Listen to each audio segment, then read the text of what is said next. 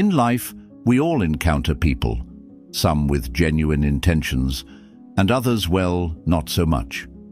As we move through our journeys, we must remain vigilant, discerning, and wise in recognizing those who might not have our best interests at heart. We live in a world filled with hidden agendas where appearances can often be deceiving, and the real intentions behind a person's actions might remain hidden beneath layers of charm, kindness, or superficial praise. The truth is, not everyone who smiles at you is your friend, and not every gesture of kindness is a reflection of loyalty. The key to thriving in this environment is learning how to spot the signs when someone is secretly working against you. Now, let's connect this to the wisdom of Stoicism, which teaches us the importance of understanding not just the world around us, but also the characters of those we call friends or foes. Stoics like Marcus Aurelius remind us to be mindful of the intentions of others and to see beyond the masks they wear. Today, we're diving deep into how to uncover the truth behind the facades and protect our peace. If you value these insights and want to keep enhancing your discernment skills, do me a simple free favor. Hit that subscribe button, and trust me, you won't want to skip any part of this discussion. Together, let's peel back the layers of deception and strengthen our ability to see things as they truly are, empowering ourselves to navigate more wisely through life's complex social mazes. Number 1. The subtle underminer. Navigating the choppy waters of personal and professional relationships can be daunting, especially when you encounter individuals whose intentions aren't as clear as still water. A particularly challenging type to spot is what I like to call the subtle underminer. These individuals are masters of disguise, blending in seamlessly with those who genuinely support and uplift you. Yet, their actions, subtly but surely, chip away at your confidence and success. The subtle underminer doesn't make grand gestures of hostility. Instead, they operate in the shadows of ambiguity, cloaking their envy or competitiveness in seemingly innocent remarks or gestures. Imagine you're sharing your excitement about a new project at work. Instead of congratulating you, they might say something like, "Are you sure you can handle that? It seems like a lot for you." On the surface, it sounds like concern, but the underlying message is doubt. This tactic is their way of planting seeds of insecurity, making you question your capabilities and accomplishments. Stoicism teaches us the importance of perception and the internal control we have over our reactions. Marcus Aurelius wrote extensively about the importance of interpreting others' actions through a lens of objectivity and inner tranquility. When dealing with a subtle underminer, it's crucial to apply these principles. By maintaining a stoic calm, you can see beyond the surface and understand the motivations of others without letting them disturb your peace. Moreover, the philosophy encourages us to reflect on our own responses. Are we giving these subtle underminers the power to affect us? Stoicism prompts us to look inward and strengthen our resolve by focusing on what is within our control, our thoughts and reactions. When someone questions your ability, use it as a catalyst to fortify your self-belief rather than a reason to doubt yourself. Each undercutting comment can serve as a reminder to reassess your values and goals, ensuring they are aligned with your actions and not swayed by external negativity. It's also helpful to discuss scenarios and strategies to manage interactions with such individuals without confrontation. One effective method is to respond with confidence and redirect the conversation to a positive space. For example, if the underminer questions your capabilities, you might respond with, "I appreciate your concern, but I'm really excited about the challenges and opportunities this project brings." This kind of response reaffirms your confidence and subtly discourages further negative input. Building a support system of genuine, positive individuals is another Stoic approach to diluting the impact of underminers. Surrounding yourself with people who empower and inspire you can create a buffer against those who may seek to bring you down. This network can also serve as a sounding board, providing you with honest feedback that comes from a place of constructive support rather than destructive criticism. Remember that everyone we meet has a role in our journey, including the subtle underminers. From a Stoic perspective, these individuals challenge us to grow stronger and more resilient. They test our commitment to our principles and our ability to remain steadfast in the face of adversity. By understanding and anticipating their tactics, we can prepare ourselves to respond in ways that reflect our true character, calm, composed, and unwavering. Number 2. The flaky promiser. In our daily interactions, whether in the workspace or in personal relationships, we often come across someone who consistently fails to follow through on their commitments. These are the flaky promisers, always good with words but rarely with actions. Their promises are like shooting stars, bright and mesmerizing at the moment, but quickly vanishing into the void, leaving behind a trail of disappointment and sometimes disrupted plans. These individuals often exude charm and enthusiasm, making them quite persuasive and likable. They'll assure you with a nod and a smile that, yes, I'll take care of it, or don't worry, I've got this. However, the results rarely align with the reassurances. This pattern can lead to significant frustration, especially when you're counting on their part of a project or a personal commitment. The discrepancy between what they say and what they do can throw off not just plans, but also challenge your patience and trust. From a Stoic perspective, dealing with a flaky promiser is an exercise in focusing on what is within our control. Stoicism teaches us to differentiate between our actions and others' actions, which we cannot control. Marcus Aurelius emphasized that while we can influence others, their final choices are their own. Therefore, when someone fails to deliver on a promise, it's crucial to manage our reactions and expectations rather than attempt to control their behavior. This Stoic insight guides us to set boundaries and manage our dependencies. If you find yourself repeatedly disappointed by a flaky promiser, it might be time to adjust how much you rely on them. This doesn't mean you should cut ties or react with hostility, but rather strategically reduce your vulnerability to their unreliability.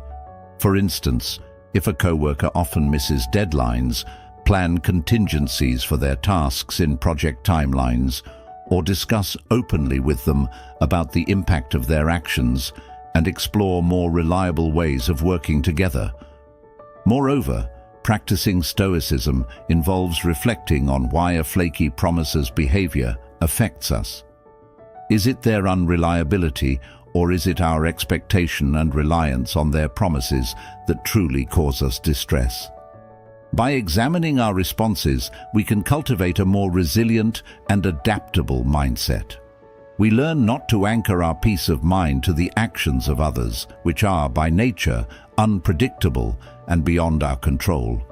The Stoic practice of reflecting on impressions, phantasiae, allows us to pause and assess our interpretations of others' promises.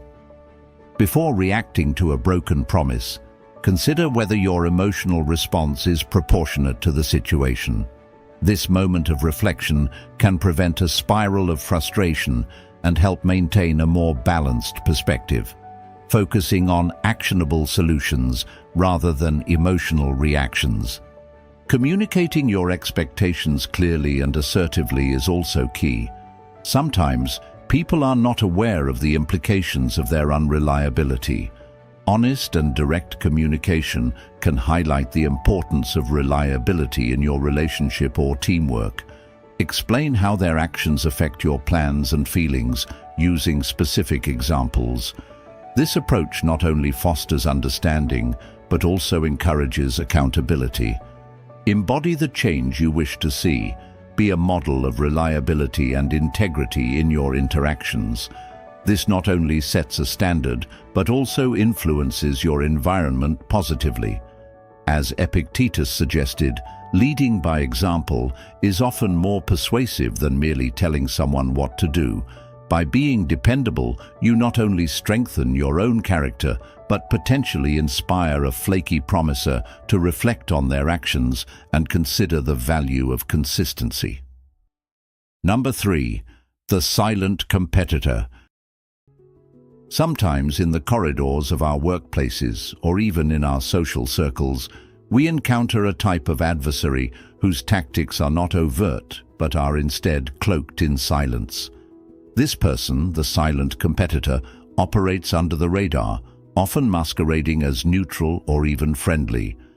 Yet beneath this facade, they are constantly in competition with us, driven by motives hidden from plain sight. This individual doesn't confront or challenge directly. Instead, they might bypass you in subtle ways, taking credit for collective efforts, strategically leaving you out of important communications, or withholding information that could benefit you. Their actions are not loud or aggressive.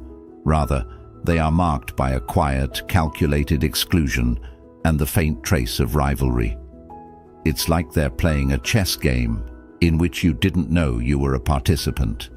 In the face of such stealthy competition, Stoicism offers a powerful framework for maintaining inner peace and focus.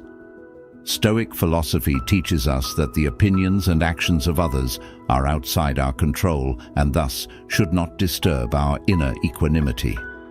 Marcus Aurelius advised that we should not waste our energies on irritation at others' actions. Instead, we should focus on our own actions and responses, which are within our realm of control. The silent competitor's behavior can indeed be frustrating and demotivating, particularly when it affects our professional opportunities or personal relationships. However, applying Stoic principles, we are reminded to concentrate on our own performance and integrity. If a colleague quietly edges us out of opportunities, we can choose to speak up assertively and constructively, ensuring our contributions are recognized and our voice heard without direct confrontation that may lead to workplace conflict. Moreover, the Stoics would counsel us to reflect on the intentions behind our reactions. Are we upset because of the competitor's actions, or because we feel insecure about our own status and abilities? By focusing on personal growth and confidence rather than on the competitor's stealth maneuvers, we can better align with Stoic virtues such as wisdom, justice, courage, and temperance. Engaging with a silent competitor also invites us to practice the Stoic exercise of premeditatio malorum, the premeditation of evils. This involves mentally preparing for potential challenges or negative events, thereby lessening their emotional impact when they occur. If we anticipate the possibility of silent competition and prepare our responses, we can handle such situations with more grace and less surprise. Additionally, it's beneficial to foster transparency and open lines of communication, particularly in environments where silent competitors might thrive. By promoting a culture of openness and accountability, we reduce the shadows in which such rivalry can grow. Engage your colleagues or friends in discussions about goals, projects, and expectations, making it harder for silent rivalries to influence the group's dynamics. In Stoic practice, we also learn the importance of empathy, understanding that often the actions of a silent competitor are driven by their own insecurities or unmet needs. While this doesn't excuse their behavior, it can help us respond with compassion rather than hostility.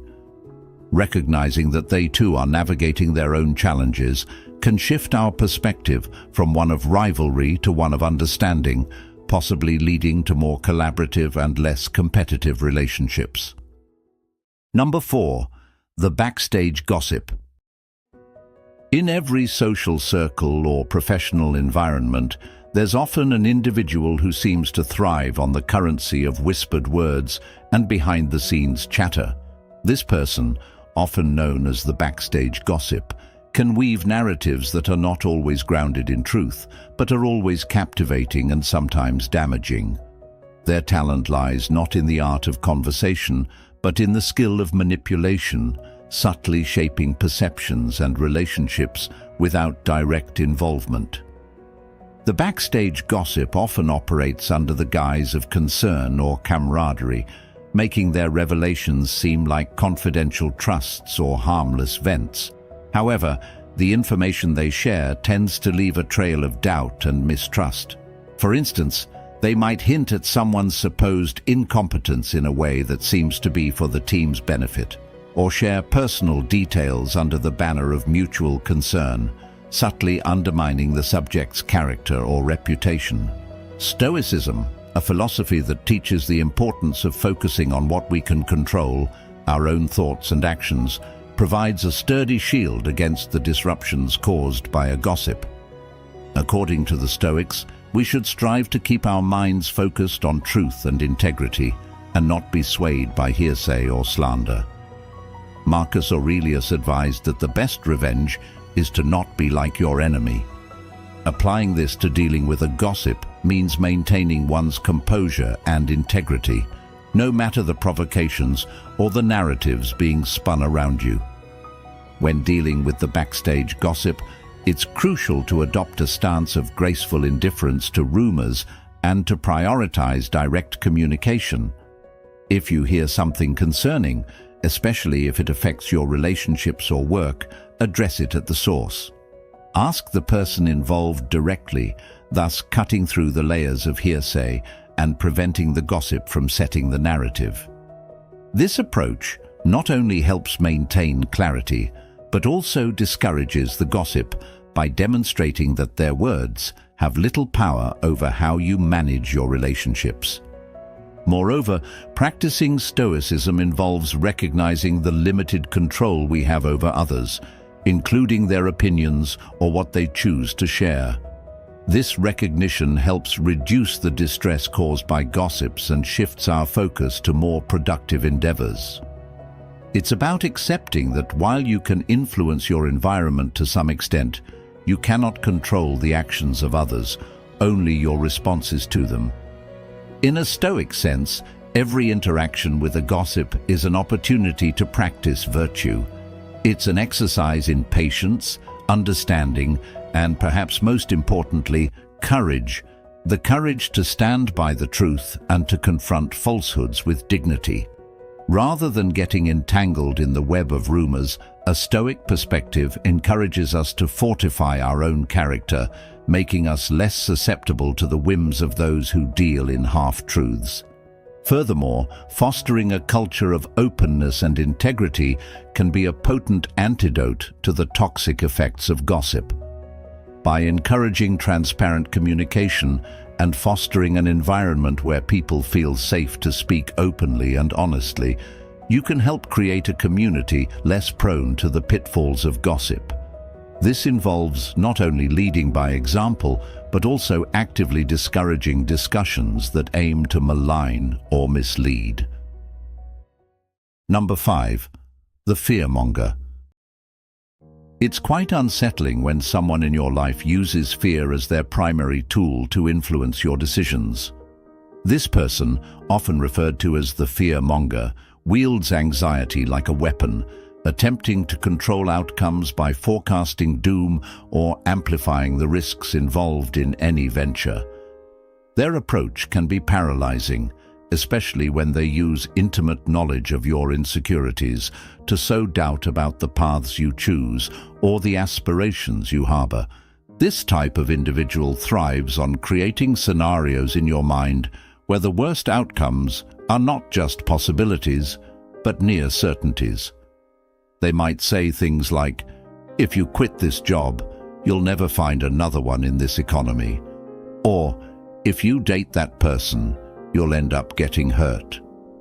Their narrative is always framed around loss, failure, or danger, significantly influenced not by a protective instinct, but by a desire to maintain control. Stoicism, however, offers a robust counter to this onslaught of negativity. One of the core tenets of Stoic philosophy is the differentiation between what we can control and what we cannot. The fearmonger's power lies primarily in influencing how we perceive and react to our fears, not in the actual manifestation of those fears. Stoics like Epictetus emphasize that external events have no emotional content on their own. It is our interpretation of these events that causes distress. By adopting a Stoic approach, we learn to question the validity of the fearful scenarios painted by the fearmonger, and to reframe our perspective to see the opportunities and growth potential in every challenge. Moreover, Stoicism teaches us to focus inward, fortifying our internal defenses against external manipulations. Marcus Aurelius, in his Meditations, often discussed the importance of inner tranquility and the pursuit of virtue regardless of external circumstances. When faced with fear-mongering, it becomes crucial to cultivate personal courage and resilience. This means recognizing fear-mongering tactics for what they are, an attempt to destabilize and manipulate, and choosing to rely on one's own judgment and strength instead. Confronting a fearmonger effectively also involves practicing mindfulness about our own fears. It's about identifying what genuinely worries us and why, then addressing those fears directly through action or acceptance.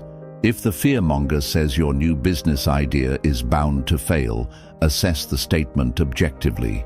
What are the actual risks? How can they be mitigated? This methodical approach reduces the emotional weight of the fear and diminishes the fearmonger's influence over your decision-making. Another Stoic strategy is to embrace the concept of amor fati, or a love of fate. This means accepting and embracing everything that happens as a natural part of your life's narrative, including the challenges and fears that come your way. When you adopt this mindset, the fear-mongering tactics begin to lose their sting. The possibility of failure is seen not as a deterrent, but as a step on the path to eventual success or a valuable lesson learned. It's also beneficial to build a supportive community that affirms positive outcomes and constructive approaches to life's challenges. Surrounding yourself with people who uplift you and encourage your best intentions can provide a buffer against the negativity spread by the fearmonger. A community that fosters a proactive, positive outlook can help dilute the impact of fear-mongering and reinforce a more balanced view of life's possibilities. At the end of the day, your peace, your progress, and your purpose are yours to protect. No one, no subtle underminer, no flaky promiser, no silent competitor, no backstage gossip, and no fearmonger has the power to define your path unless you allow them to. The wisdom of Stoicism teaches us that true strength comes not from controlling others, but from mastering ourselves.